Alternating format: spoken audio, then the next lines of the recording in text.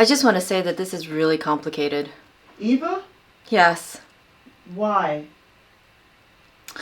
In order for me to explain the why, I'd have to be coherent. Okay, why is it difficult? It's media just like anything else. And remember, this isn't about Shinji, this is about you. Right.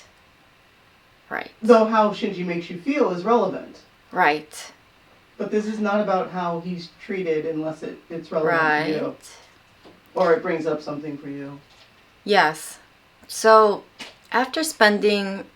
I think trying to do B5 and Eva together was, in the same week was not the best idea. Because when I came back and revisited the first 2 episodes of Eva and did the rewatch on it, there was much more. And I came to understand why it was why it felt scary to me. And it wasn't just because it was like this new territory, or that it was like this territory where, the fan base is different. It's because it actually hit a little too close to home for me. And that's the conclusion I came to after I had let all my guard down and watched the media as if these are experiences that were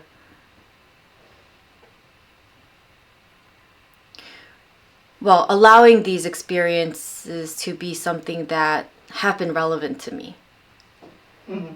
So with that said, I picked up a lot more on it in the second time I watched it. And yeah, these are things that I would talk about like in my personal conversations with my friends, or, in a setting that feels much more comfortable because they are very personal to me, right? But like it's also about like watching media where you're seeing yourself, but you just kind of don't see it in yourself. You see it, you see all these things, and then you just sort of keep it to that character and you attribute it to that character's strengths and flaws, but you don't really take it within, and you're like, oh my god, I'm like this too, or I've had these experiences as well. There's always this division. Well, for a lot of people, and including myself before I started the media therapy project, there's always this wall behind which you watch media and you don't pull it into your personal experiences and see the correlations there. So this one, with Shinji, it really did hit a little close to home. Hi everyone. Welcome back to actually my official first media therapy on Evangelion episodes 1 and 2. The first time around, it wasn't... I attempted doing the media therapy and trying to film it, but it really didn't flow as naturally for me, and I felt stuck constantly. In therapy, when we feel stuck in those ways, I think, generally when we feel stuck, there are some resistances that are there, and those are the things we try to work through. So I knew the last time I was filming this, it didn't feel natural to me, so I told Elaine that I wanted to give this another shot because I felt very disconnected from it, even though there was so much more that I felt connected to in Evangelion than I did in than my first watching. I have so much compassion, sympathy, and empathy for Shinji. And though while people have sort of said that he seemed whiny, I don't see him that way at all. So I'll go into just talking about like what I got from it. When it comes to Shinji, I felt that there was so much overlap between his experiences and my experiences growing up. It's not exactly the same, but there was a lot of overlap. His whole 14 years of life, and let's just keep this in perspective, he's 14 years old. His whole 14 years of life has just been nothing but invalidation. If you really boil it down, he doesn't really have anything that he feels like really connected to or attached to. And when you look at early psychology theories, like attachment theories, early developmental theories, they always talk about how attachments are very important, how your attachments to the figures that you trust and you become close to, they're very important figures in how then you develop your sense of self later on in your life.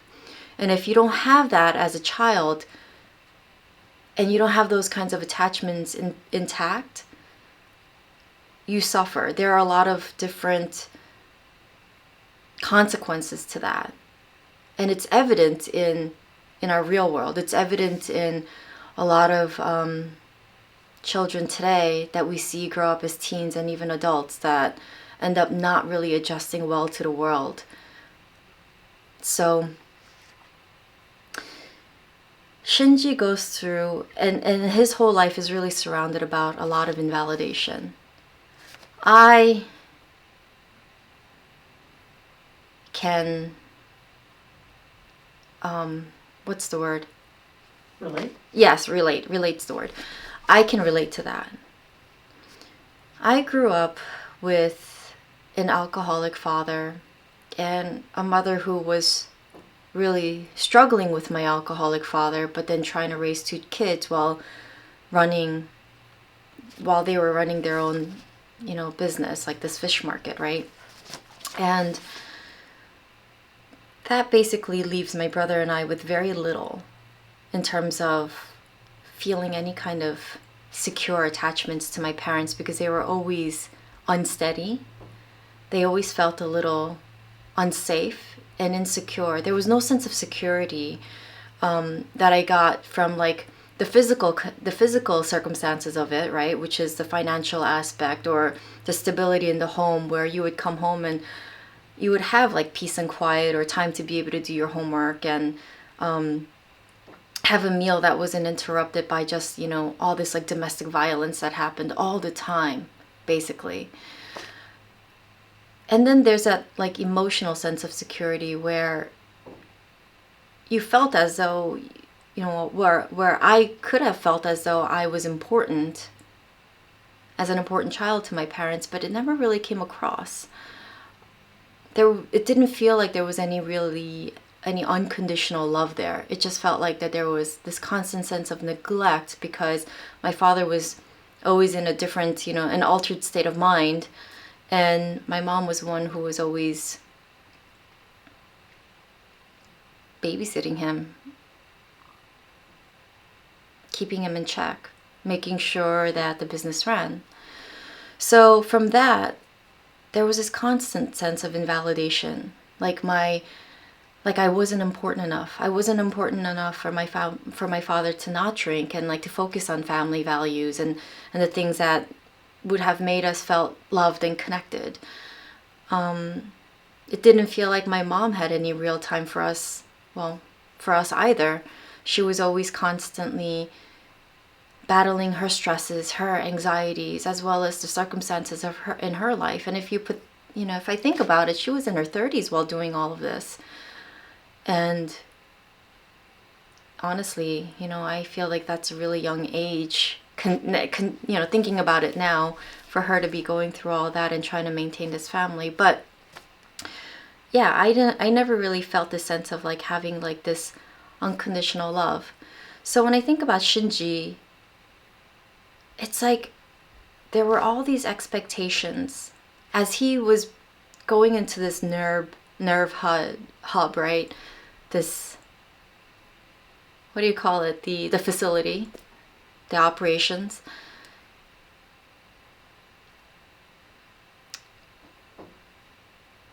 He is just kind of basically thrown in there with all these expectations, but he didn't even know that there were any expectations.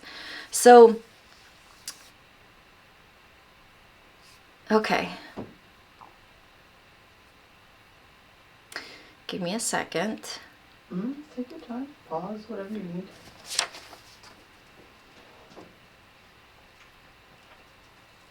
It's all in the editing, so don't worry about it. Yeah. You're doing great. So, for Shinji, who has absolutely nothing, and when I say nothing, he doesn't have any ties to anything. He hasn't been taught to have ties with anything. He hasn't been given the sort of importance to feel as if he should feel anything is important, right? He's given this tremendous sense of expectation when he gets there.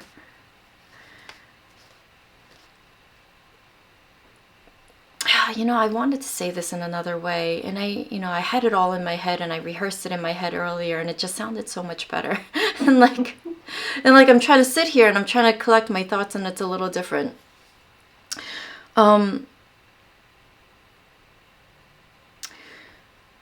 It's coming out really disjointed. Well, what do your notes say? I mean, read your notes.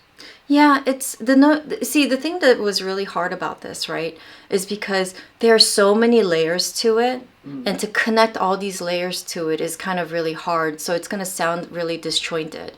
So I know that Shinji has all this invalidation. He's considered a spare part. He's a spare pilot. He's considered to be an item that was delivered to, pilot the Eva, and he isn't even told about the process at all or why he was there. So basically he just gets there and they expect him to pilot the Eva. And you know what? They just say to him, well, actually it's just between Ritsuka and Misato talking, right? And they're like, well, he just needs to sit there. We don't expect anything more from that. That line triggered something in me though, as well. He just needs to sit, and we don't expect more than that. Expectations.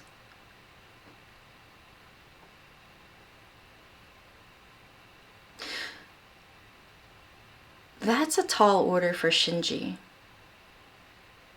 And I'll say that that's a tall order for Shinji because he wasn't even included in the process of why he's there. No one even spoke to him about the importance of why he was called to do this. Nothing. We don't even know how he's even why the Eva even responds well to him. We don't even know any of that. Neither does Shinji. But no one even explains this to him as if he wasn't important. But we already know that he's really just not important. He's an item, right? He's an object. That line also resonated with me because given the fact that in my family, I wasn't really made to feel as if I had any self-worth growing up or I had any value. Yet there was this expectation, because I'm also in an Asian family, for me to grow up to be a medical doctor. And to do something that really involved a lot of schooling and making a lot of money in the end. And my mom always used to say to me, go be a doctor, be a doctor. I don't think she valued lawyers though, so she never said that. She always said to go be a doctor. I want you to go to school to be a doctor. She actually tried to get my brother to do it, but it came to a point where, because I was such a mediocre student in my elementary school years, and then also at my junior high, as well as in high school, I was very mediocre. I was just getting B's and C's. This is where I was. I got to college and I said to my mom, I don't want you to have any expectations of me. There's no way I'm going to be a doctor. Don't have any expectations of me. That's not what I'm going to do.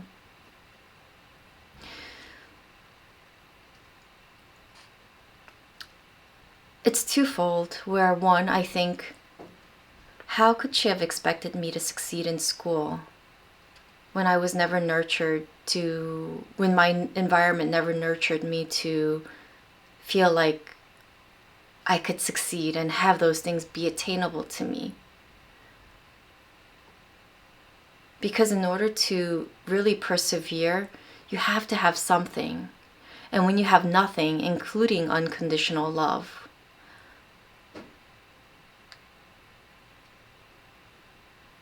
I don't think you can push yourself forward, because in order to succeed in anything, you have to have something that you hold on to.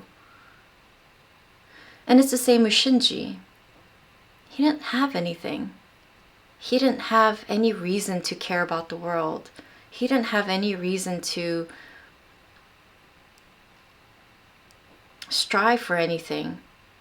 What was he holding on to? He had nothing he held on to.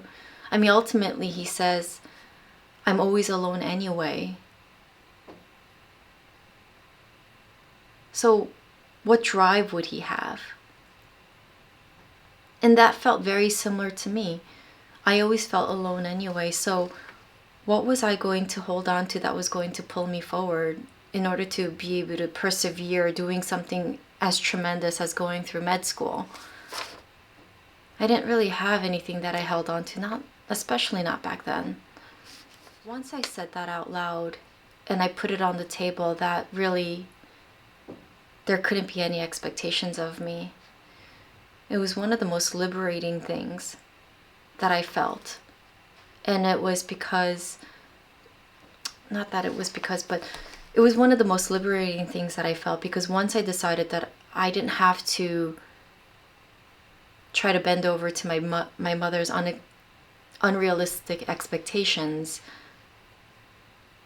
and decided that this was going to be my path, even though I felt lost for a while, I actually felt more motivated to go on because it became my own. It became something that eventually I found something that I wanted to hold on to.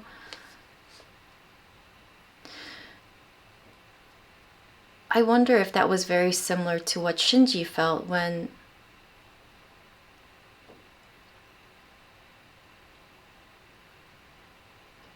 when his father ultimately rejected him and said, well, if you're not going to pilot the Eva, then leave.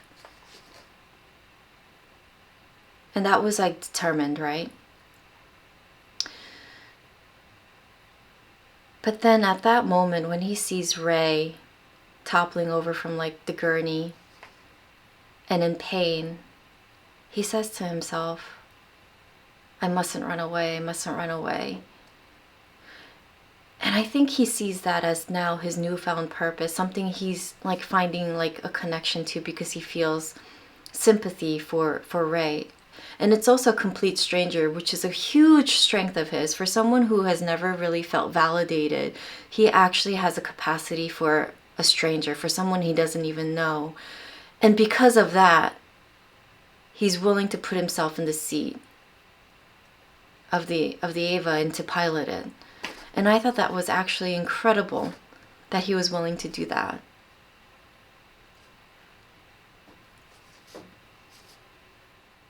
Another thing about expectations. When Shinji says, when Shinji is expected to get in the Eva and he says the line, I didn't come here for this. This is all wrong. And Misato asks him this question, which is brilliant. Mm-hmm.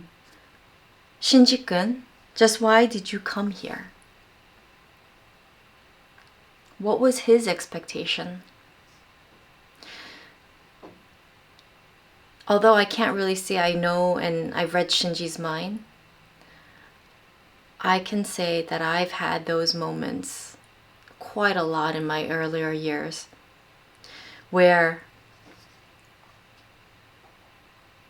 I showed up somewhere expecting something completely different than feeling as though I was just a tool.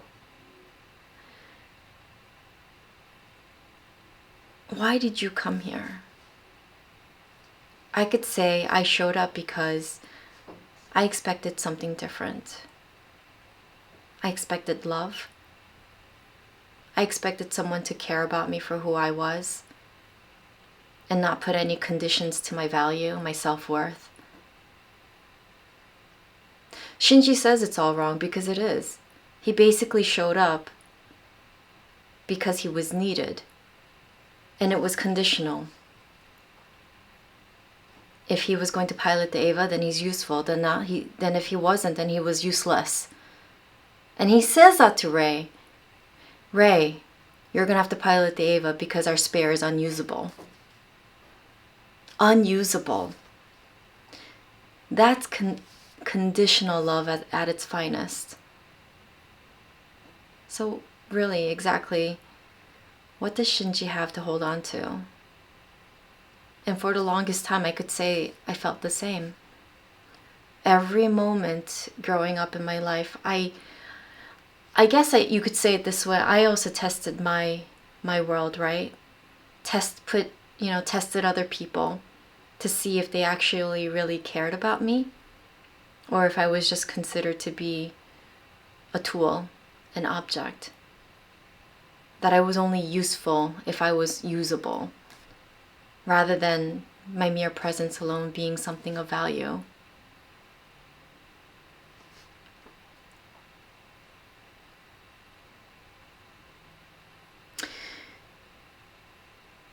And when he realizes that he's not usable, he says, I knew it. I'm not needed after all.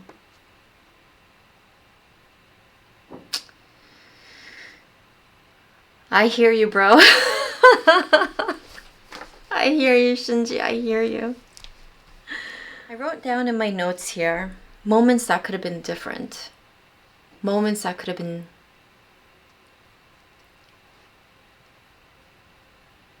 life-changing even, I think. When Shinji wakes up in the hospital after that whole battle, he wakes up and he says, this is not, another unfamiliar ceiling. He wakes up in this cold and white and sterile hospital with nothing but the cicadas making noise in the background. Just silence. There were no flowers to greet him, no card, nothing. Absolutely nothing. As a 14-year-old boy, after everything you went through in that battle and you wake up in a stark white hospital, I wonder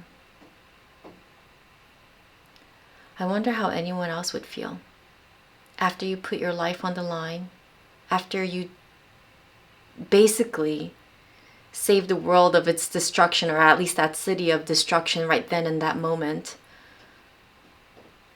and you wake up to nothing. What does that tell? What message would that convey to Shinji?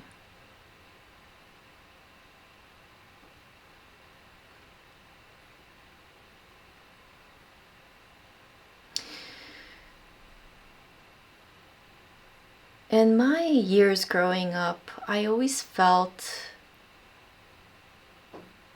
invisible, but there was a part of me that wanted to feel invisible, so I made myself invisible. In high school, I took up Korean drum dancing lessons. It's the traditional drum dancing. And as part of it, we had some performances. And there were some performances where my parents were not a part of, and I just went alone. My family lived in Jersey, and I went to school in New York to take these lessons. So with my parents only, owning a store and running a store, and that's the only income they ever had, they couldn't close the store or anything to come and watch my performances either. I remember a few times where after the performance,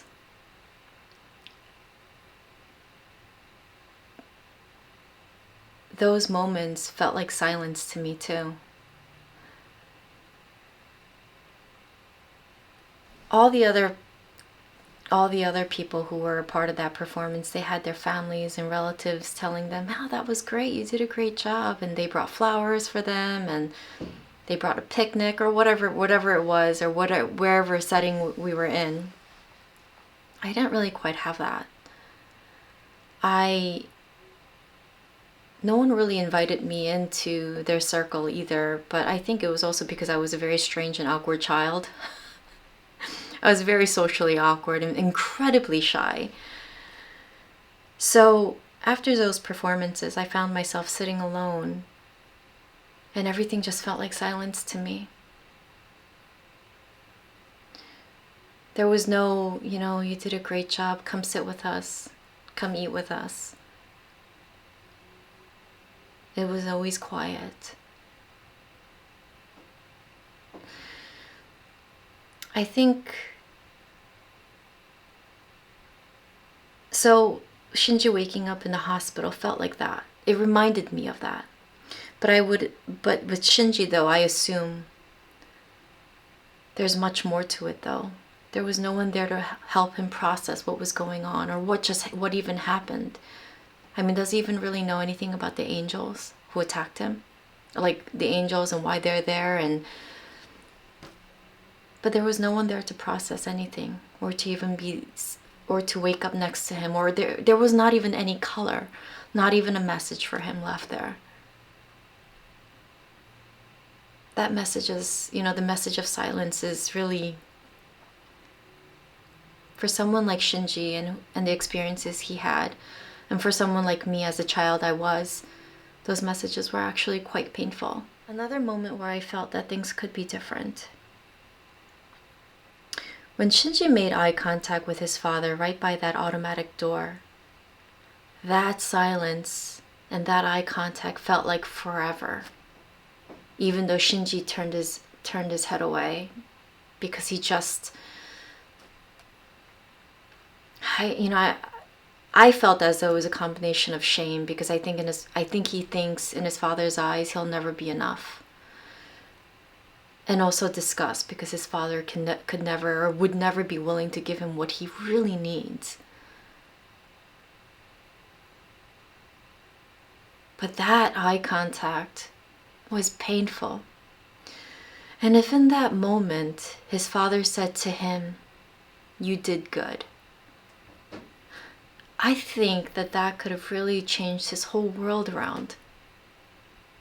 And I think that could have given him at least a straw that he could hold on to and purpose for him to continue wanting to do this. And without that, where Misato says to him, you need to get into the Eva, you need to confront, what did you come here for? You need to confront your father and you need to confront yourself. That line becomes so premature.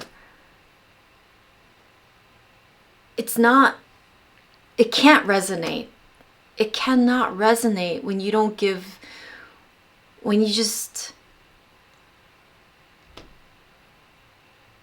you gotta throw him something. You gotta throw him like a tiny bone, even if it was a chicken wing, you gotta throw Shinji something, but you can't expect him to do something with absolutely nothing. And I think that's the bottom line. My God, if people think that Shinji's whiny, I think about the number of people all day long who complain all day long at my job for the most petty things.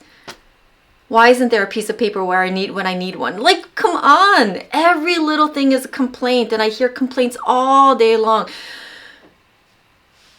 And if Shinji is whiny because of this, I don't know what to tell you about the rest of the world, because people complain all day long with the most benign things that happen just simply because it's daily life. Now Shinji has this huge expectation to go and pilot an Eva and save the world. I mean, come on, he's not really, is he not allowed to at least reasonably ask for something in return? Or just reasonably complain about something that he just doesn't have? And I guess that bothers me because that was me. That had been me for several years, all throughout my childhood and even my young adulthood, because I continued to live in an invalidating world.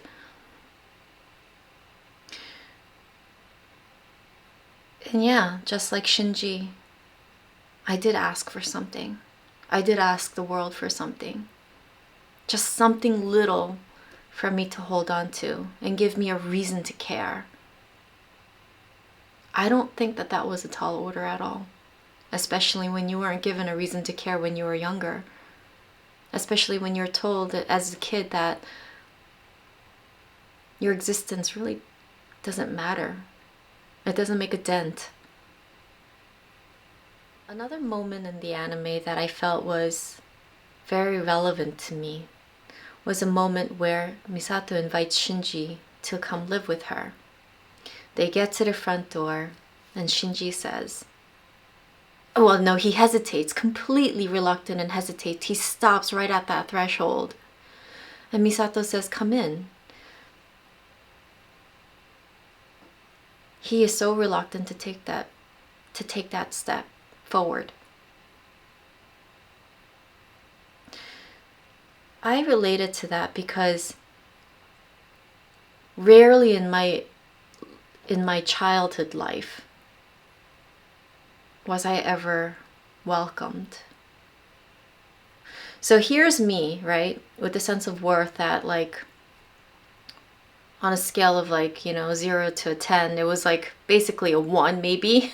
And 1 is whatever I gave myself. And because I've, dealt with rejection constantly as a child, since I was socially awkward and since I try to keep myself invisible because this is what I was taught. And because my parents owned a fish market, I was always told that I smelled like fish. I was hardly invited anywhere to be a part of anything. When my classmates had a birthday party, I wasn't invited. But I do remember this one time where there was a girl in my neighborhood, not a classmate, whose family invited me over to their home. And it felt so strange for me to even step foot. And I remember it feeling like this huge ordeal and wondering to myself, is this okay? Am I really allowed to enter someone else's home and be welcomed? And then she actually made me breakfast. So then I thought, is this okay? Am I really worth, someone else to, like, enjoy someone else's cooking that they've made for me? So the moment Shinji was standing there, really reluctant, I felt the pain, but also the sense of, like, could it be that I am important enough that I can be welcomed? So that was actually really quite significant to me. And I felt that pang of, like, that, like, sadness, but as also, like, joy at the same time, because it's like this, like, little moment that's huge though. So I get it.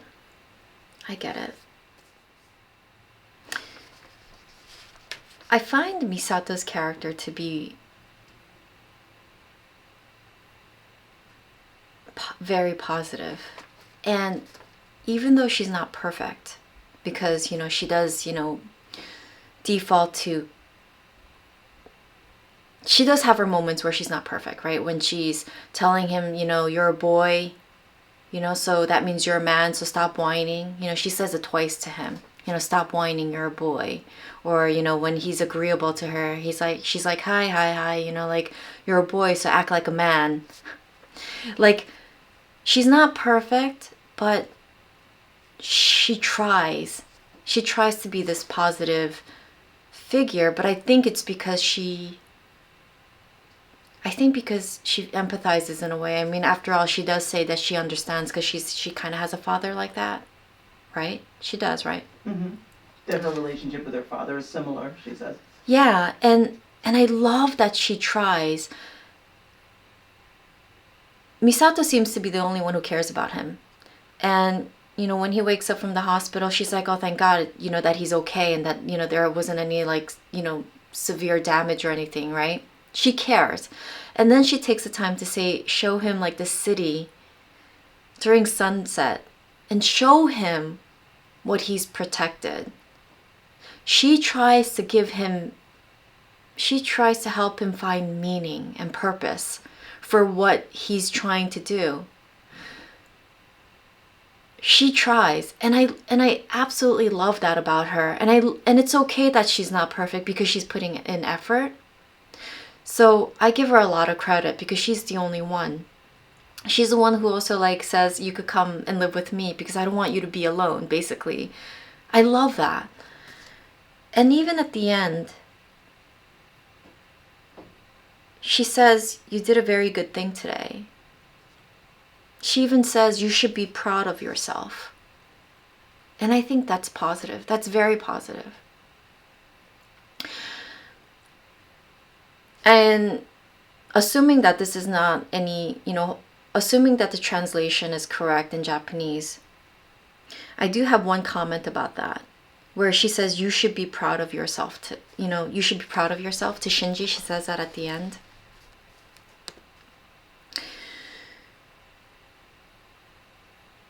I wonder how much that would resonate with Shinji. I don't think Shinji has the capacity yet to know how to be proud of himself. Even if he had these moments of triumph. Because I wonder, I think actually it would have resonated so much more differently if Misato said to him, I'm very proud of you for what you did.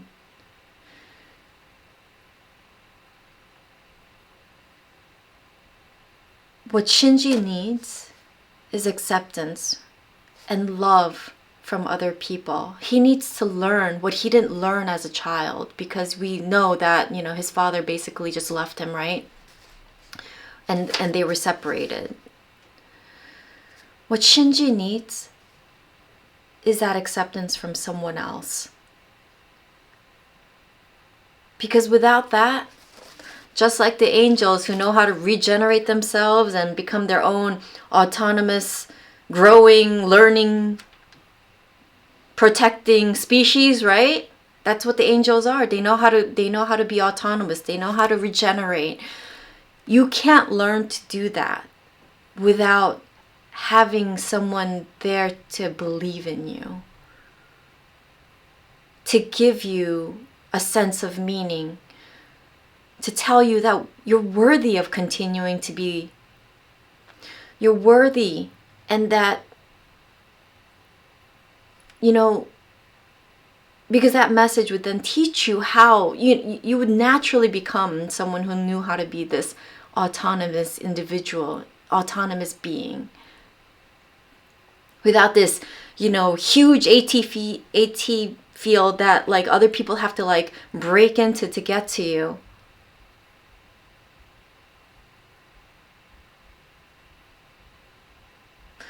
You need that unconditional positive regard, as what Rogers would say.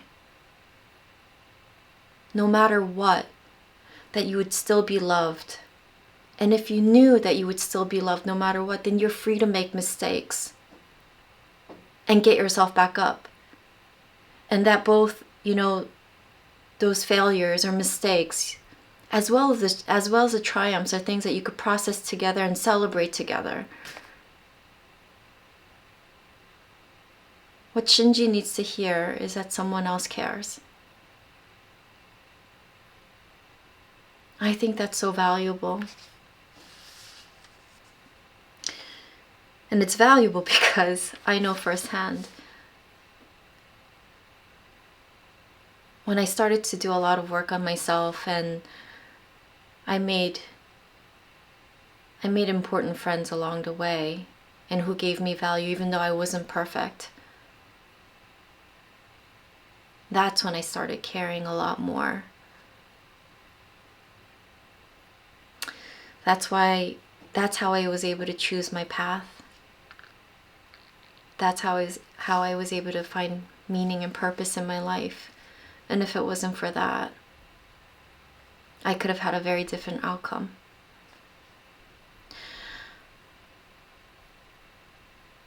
I think probably the scene where he wakes up in the hospital probably could be the worst scene for me.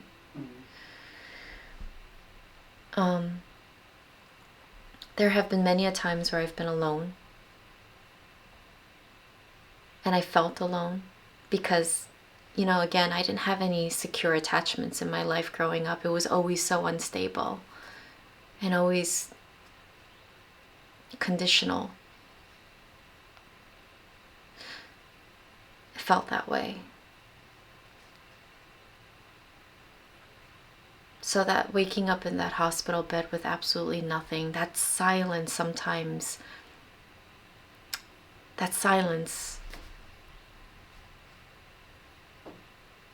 looking back on my life, felt also painful. Where you felt like no one really cared whether or not you lived or died, whether or not you lived or existed. No. Whether or not you existed. Mm-hmm. Well, both, I guess. Whether or not you lived or existed. Right, that's right. That scene probably, I guess, would be the worst. It felt most painful to me. I had mixed feelings about doing Eva. After I told you that I wanted to do Eva, I was really ecstatic at the time. Then I watched Eva, then everything got shifted, and then I had mixed feelings about doing Eva along with B5. I thought to myself, I'll just focus on B5. I mean, maybe I'll run out of things to talk about if I do both. And still don't understand media therapy. If you think you're gonna run out of things. Well, my life isn't that interesting. But it's that difficult. My life is not that interesting. It's it's pretty standard, and a lot of people share there's a lot of people who have overlapping struggles. But the complexity of the human emotion is where there's a lot to talk about. And whether or not I could put that into words as eloquently I can is another topic. I'm trying to do the best I can because I know that talking about feelings is not the easiest thing. And for a lot of people, it's not something that they could piece together and put into words. It's a feeling that sometimes feels so indescribable. So I don't know if I've done it any justice talking about it here now, but I'll continue to try to do the best I can, just talking about my own feelings and how I perceive things. It's not the easiest thing to put into words, but it does it does force me to try. And I think that's very important since, we need words to be able to describe some things, to be able to convey that to other people, because unless you're a telepath, I don't think it's easy to convey feelings as well. And I said to you earlier, maybe it was a mistake to try to do both, right? Because maybe I'll run out of things to say. I'm already dedicated to B5, right? I said that, right? Mm-hmm. Maybe I'll run out of things to say. The question is this: is there such a thing as absolute resolution? And there isn't. There isn't, because we continue to feel. We are continually these sentient beings who, we could say, okay, well, we resolve something, but then it's still a trigger in some way, form, or capacity, right? Even people with trauma, can you really say that, you're absolutely resolved from it, for what's been done to you? I think it's about lessening the impact that it's had on you, so then you can not be a prisoner to the circumstances that created this distress, or your inability to function, or the things that put you in this negative place. I think it's going to always be a part of you. I mean, if resolution was something that can happen at 100% for any issue you have, then you're talking about people who could have perfect mental capacities without like any limitations, without any things that causes them pain or suffering. And that's simply not possible. It's simply not true. We have stresses in our life that happen day to day. If we assume that everything was resolved in our life, then we wouldn't experience those stresses. For example, we'd know how to navigate it 100%, but it's not really the case. But sometimes some things kind of keep happening. They keep happening and they wear you down. And though, you could say in your mind, I don't let it bother me because this is life, right? But it may still bother you because it's still stress. It still creates a burden. It still causes you some level of distress. Even people who have worked through their trauma, yeah, they could say it's resolved, but if they, for example, saw or felt or seen something or heard something that was very similar to something that happened to them, are we going to assume that they would feel really apathetic? Or, not have some part of them that like felt a little bothered? So I think it's a question of that.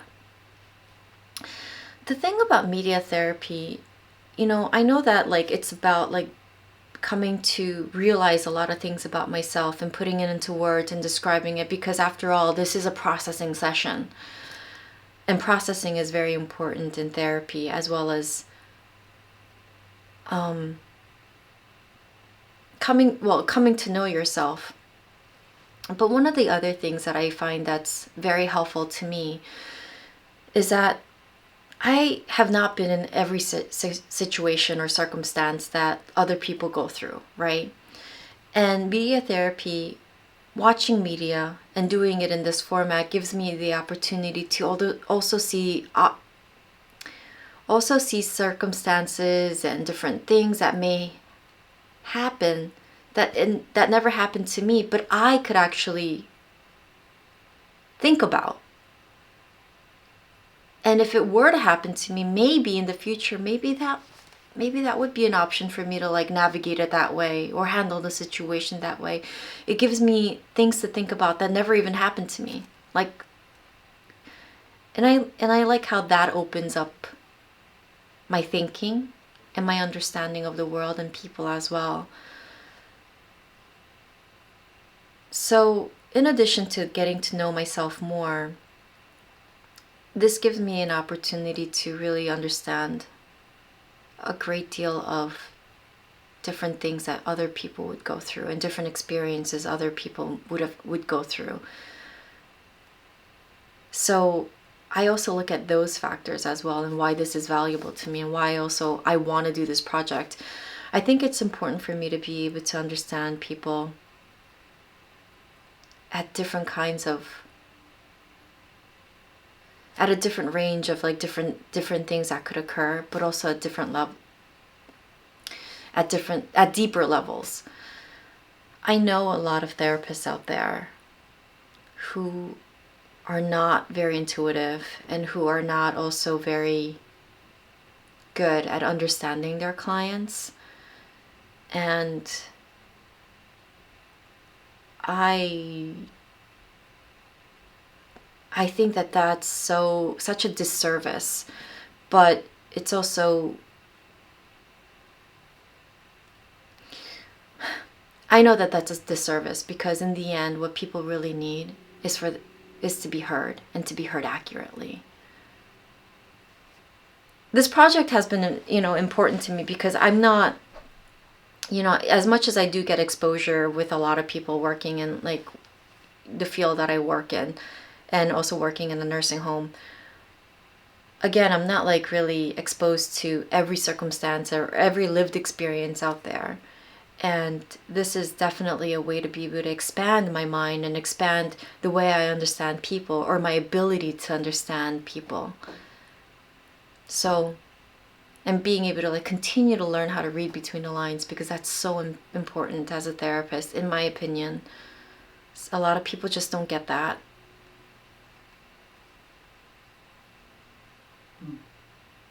Without the psychobabble. It's the person's own individual experiences that you have to be able to hone into with such clarity. And that's the challenge. And I love that challenge. I absolutely love that challenge. Well, thank you for sitting through with me. Wait, what? Sitting through with me? What are you saying? After all that about like being able to communicate clearly. Well, thank you for watching, everyone, and I'll see you next time. Bye.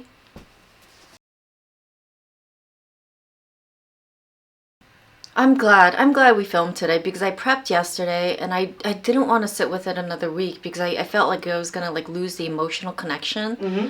Because you said that we were gonna film today, right? Yeah. And I was just gonna say to you, I don't want to do B5 today. Yeah. Because I just wanted to sit with this emotion. Uh-huh. So, and then when you said you weren't gonna come, I'm like, is Tuesday too long of a time? Would you Tuesday's rather, okay. Like, watch like Wednesday or Thursday? Tuesday's okay. Tuesday's okay. Okay, because if it's true, if you watch something and then 5 days later, do you still have the same? No, I think up to a week is good, but I sat with this for 2 weeks, right? Yeah. So I didn't want to sit with it long. Like I felt prepped enough for today. Uh-huh. That I didn't want to sit with it for another week, and I really thought that I was gonna lose it, the emotional connection. Like, because when I rewatched it yesterday, I was like, oh my god, a lot of things are just resonating with me now, right? Yeah. So I didn't want to lose that like impact that it had on me. I really do need to do a rewatch right before we film. Yeah. So that's why I can only do the one. Yeah, that makes sense. Yeah. It's a lot.